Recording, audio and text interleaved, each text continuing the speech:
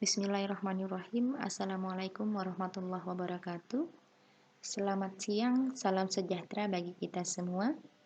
Sesuai dengan kontrak perkuliahan, hari ini kita akan melakukan perkuliahan keperawatan paliatif, di mana materi pertama nanti akan saya sampaikan terkait komunikasi terapeutik pada pasien paliatif. Tujuan umum komunikasi terapeutik pada pasien paliatif adalah agar mahasiswa mampu memahami dan dapat melakukan komunikasi terapeutik kepada pasien dengan baik. Tujuan khususnya agar mahasiswa mengetahui teknik, maksud, dan tujuan berkomunikasi yang efektif dengan pasien, agar mahasiswa memahami tahapan penerimaan pasien terhadap kondisi diagnosis, agar mahasiswa mengenali tanda-tanda adanya gangguan penyesuaian pada pasien. Yang terakhir adalah perawat atau caregiver mampu membuka diri dan berkomunikasi efektif dengan pasien. Latar belakang, pemeriksaan dan pengobatan semakin efektif. Nah, di sini harapannya adalah seluruh sektor kesehatan ataupun unit-unit kesehatan mampu memberikan asuhan keperawatan paliatif secara efektif, di mana dengan begitu akan meningkatkan angka harapan hidup pasien atau semangat hidup pasien, dan akhirnya kualitas hidup pasien meningkat. Nah, tentunya ada peran caregiver untuk memberikan informasi ataupun merawat pasien sehingga kualitas hidup pasien pada kasus paliatif ini akan lebih baik. Berbicara tentang caregiver, tentunya kita ingin mengetahui peran caregiver itu apa saja. Yang pertama adalah berperan penting dalam meringankan beban pasien dan meningkatkan kualitas hidup. Yang kedua adalah bekerja sama dengan pasien, tim medis, dan pendukung lainnya. Selanjutnya adalah diperlukan komunikasi yang baik dalam memberikan asuhan pelayanan. Nah, seorang caregiver ini dapat kita ambil atau dapat kita tentukan dari keluarga pasien ataupun seseorang yang dipercaya oleh pasien. Nah, seorang caregiver ini tentunya memiliki kompetensi yang mampu memberikan asuhan pelayanan yang baik kepada pasien dan mampu menjalin komunikasi yang baik terhadap tim medis dan pasien. Sehingga dalam memberikan asuhan pelayanan yang baik, komunikasi yang baik, itu dapat meningkatkan kualitas hidup pasien. Mengapa komunikasi dalam keperawatan paliatif itu menjadi penting? Karena kita akan menghadapi berbagai macam permasalahan. Di mana yang pertama adalah pasien dan keluarga pasien membutuhkan informasi yang tepat tentang penyakitnya. Dan yang kedua, kita menghadapi pasien dan keluarga pasien tentang diagnosa penyakit yang serius. Dan yang ketiga, kita menghadapi pasien dan keluarga itu dengan berbagai macam respon, di mana ada respon pasien itu mengalami di fase denial, fase anger, fase bargaining, sampai keluarga dan pasien itu memang di fase acceptance. Nah, dengan berbagai macam permasalahan itu, bagaimana kita mampu menerapkan keperawatan paliatif yang tepat? Nah, tentunya dengan dijembatani oleh komunikasi yang baik pada pasien dan keluarga pasien. Nah, harapannya jika kita sudah mampu melakukan komunikasi yang baik, kita mampu memberikan perawatan paliatif yang tepat, kualitas hidup pasien itu akan meningkat.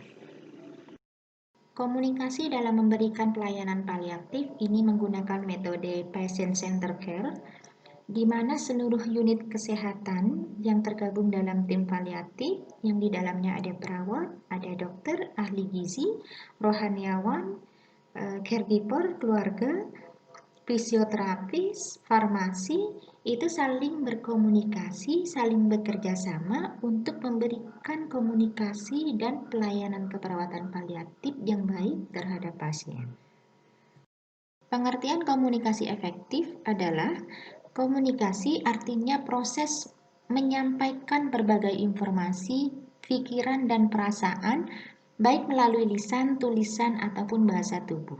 Sedangkan efektif Artinya komunikasi itu ada efeknya, sehingga dapat membawa hasil yang efektif dan seringkali diartikan mencapai sasaran yang diinginkan. Jadi komunikasi itu memang menghasilkan sasaran yang tepat. Komponen atau unsur-unsur komunikasi yaitu adanya komunikator atau pengirim pesan, kemudian isi dari pesan, lalu bagaimana pesan dikirim atau media apa yang digunakan, kemudian komunikan atau penerima pesan, lalu umpan balik atau feedback yang merupakan respon terhadap pesan. Nah, tujuan utama setelah melakukan komunikasi adalah adanya perubahan sikap, adanya perubahan pendapat, adanya perubahan perilaku, dan perubahan sosial. 5 hukum komunikasi efektif. Yang pertama ada respect, yaitu menghormati, di mana komunikator dan komunikan itu saling menghargai.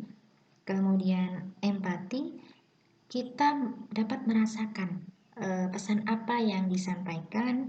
Kemudian audible itu adalah pesannya dapat didengar, informasinya dapat dipercaya.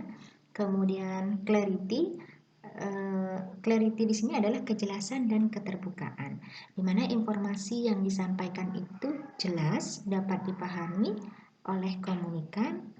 Kemudian ada humble, yaitu rendah hati, di mana komunikator dan komunikan itu bersifat rendah hati, tidak saling merasa lebih pandai ataupun lebih mengerti tentang informasi tersebut. Faktor yang mempengaruhi pasien dalam berkomunikasi, yang pertama adanya perbedaan budaya, perbedaan gender, gangguan pendengaran, kemudian gangguan penglihatan, dan proses daying. Komunikasi terapeutik dapat membina hubungan baik, kemudian memberikan nilai bagi orang lain, mengurangi rasa terisolasi, mampu mengekspresikan perasaan, kemudian pasien mampu mengurangi ketidakpastian, kemudian mendiskusikan permasalahan yang dihadapi oleh pasien ataupun keluarga, dapat memberikan perubahan perilaku, dan tentunya berorientasi pada pasien. Nah, ini adalah perbedaan hubungan terapeutik dengan hubungan sosial. Hubungan terapeutik di sini ada dokter, perawat, dan pasien, di mana bertujuan berfokus pada pasien yang membutuhkan bantuan. Dokter perawat aktif mendengarkan dan memberi respon, sikap menerima, memahami, dan mensupport pasien. Nah, sedangkan hubungan sosial di sini terjadi setiap hari dalam pergaulan, kemudian komunikasi bersifat dangkal dan tidak mempunyai tujuan. Lalu banyak terjadi dalam pekerjaan ataupun aktivitas sosial. Pembicaraan tidak berfokus, tetapi mengarah pada kebersamaan dan rasa senang, kemudian dapat direncanakan tetapi juga tidak direncanakan. Nah, komunikasi terapeutik itu terdapat 3 fase, di mana ada fase orientasi, fase kerja, dan fase terminasi. Tahap hubungan perawat dan pasien, yang pertama adalah tahap orientasi.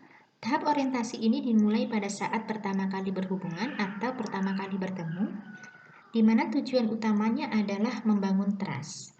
Nah, tahap orientasi ini sangat penting karena jika trust sudah terbangun antara perawat dan pasien, hasil ataupun tujuan komunikasi itu akan didapatkan.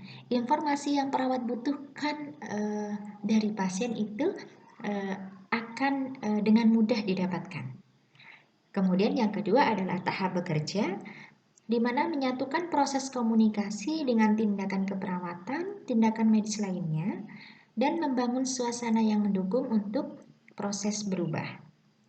Dan yang ketiga adalah tahap terminasi, di mana di sini penilaian, pencapaian tujuan dan perpisahan.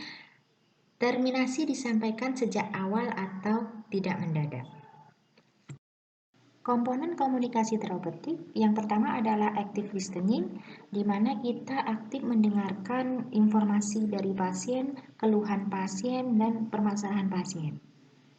Lalu ada body language, di mana kita memiliki bahasa tubuh yang baik dan sopan.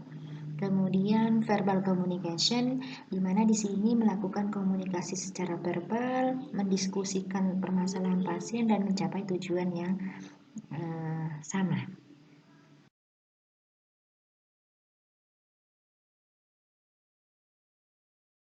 Bahasa tubuh yang baik pada komunikasi terapeutik yaitu ada gerak tubuh, ekspresi wajah, pandangan terfokus, kemudian postur tubuh, jarak tubuh dan kedekatan antara perawat dan pasien, kemudian sentuhan, kemudian pakaian, cara dan jenis pakaian, kemudian rambut, perhiasan, dan rias wajah. Nah, improving communication yaitu tunjukkan perhatian kita total. Kemudian menghadirkan yang dapat memberikan support di saat menyampaikan bad news atau informasi yang kompleks. Kemudian tunjukkan bahwa perawat melindungi privasi pasien. Lalu pastikan posisi duduk pada jarak yang nyaman dan menjaga kontak mata. Menyadari bahwa penyakit dan perubahan status kesehatan merupakan hal yang berat. Tawarkan kembali pada pasien dan keluarga untuk menjelaskan kembali tentang penyakit yang dideritanya. Kemudian, jangan bicarakan kondisi pasien pada saat dia belum memahami. Lalu selalu menanyakan kembali apakah pasien ada pertanyaan atau sudah paham dengan program yang sudah dijelaskan. Komunikasi antara dokter, perawat, dan pasien itu menghindari harapan-harapan yang tidak sesuai. Kemudian memfasilitasi hal yang mungkin dilakukan, menghindari ketidakpastian, lalu komunikasi bukan hanya memberikan jawaban yang tepat terhadap setiap pertanyaan, akan tetapi bagaimana pengkajian dilakukan pada situasi individu tertentu dan tingkat pengetahuan dan keterampilan. Tantangan komunikasi pada perawatan paliatif yang pertama adalah keputusan tentang pengobatan atau hasil pemeriksaan. Nah, di sini biasa pasien selalu mendesak menanyakan hasil pemeriksaan dan pengobatan apa yang harus pasien lakukan. Di sini biasanya tenaga medis khususnya perawat di sini harus benar-benar hati-hati dalam menyampaikan berita tentang hasil pemeriksaan. Kemudian prognosis. Prognosis ini kita melihat dari partner kerja kita apakah sudah menyampaikan berita atau informasi terkait prognosis ini dengan tepat, dan kita perlu gali sejauh mana pemahaman pasien tentang prognosis penyakitnya. Jika pasien memang sudah mengetahui, kita dapat melakukan atau melanjutkan informasi terkait prognosis. Kemudian menjaga harapan atau pencapaian atau goal. Kemudian diskusi perawat lanjutan, lalu tempat perawatan yang diinginkan, dan yang terakhir adalah diskusi tentang fase dying dan kematian. Nah, ini juga tantangan yang berat bagi perawat atau tenaga medis lainnya untuk menyampaikan tentang fase dying dan kematian, di mana jika di masyarakat kita memang menyampaikan berita kematian itu masih tergolong tabu untuk di masyarakat, atau itu sesuai dengan culture-nya di Indonesia. Hambatan atau kesulitan komunikasi oleh perawat atau tenaga profesional lainnya. Yang pertama, khawatir dengan reaksi emosional pasien dan keluarga, di mana kita tahu pasien dengan kondisi paliatif ini memiliki berbagai macam permasalahan dan terdiagnosa penyakit yang serius. Dan tentunya informasi yang akan kita sampaikan ini pun akan menimbulkan respon yang berbeda-beda antar pasien dan keluarga, di mana kita harus memiliki teknik bagaimana kita menghadapi saat pasien denial, saat pasien itu marah, sampai pasien dan keluarga ini benar-benar mampu menerima kondisinya. Kemudian selanjutnya adalah merasa tidak tahu jawabannya, merasa tidak berkompeten, merasa canggung, dan merasa malu. Nah, untuk 4 permasalahan ini tentunya kita bisa melakukan komunikasi yang efektif antara perawat satu dengan perawat lainnya atau perawat dan tenaga medis atau tenaga profesional lainnya yang tergabung dalam tim paliatif untuk saling memberikan informasi dan masukan terkait keluhan dan permasalahan pasien yang benar. Nah, terima kasih. Mungkin ini materi yang dapat saya sampaikan pada kesempatan kali ini. Semoga bermanfaat. Saya tutup. Billahi taufiq wal hidayah. Wassalamualaikum warahmatullahi wabarakatuh.